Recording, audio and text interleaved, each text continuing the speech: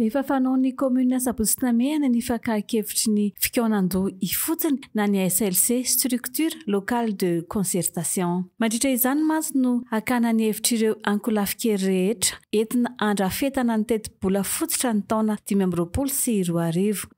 Tanterahana androany teto anivon'ny commune Sabotsina Mehana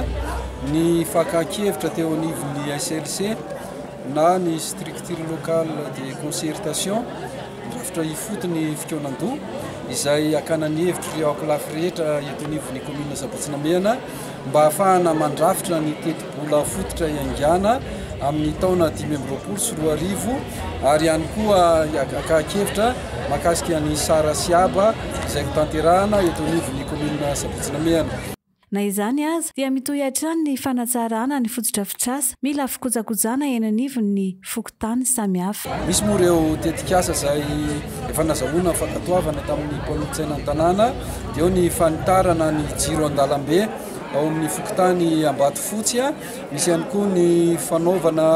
ireo loharano eny anivon'ny fokontany satria raha malala ny olona anara-drano misy eto amin'ny tany sy ny firenena dia efa eo am-panaovana izay ny fokontany Potona zao dia efa eo am-pamitany izany fatsakana izany dia hiditra eo amin'ny fokontany Ambodrano ihany koa dia misy ihany koa ireo fikojakojana ireo lalana izay hita fa efa misy fahasimbana izany moa dia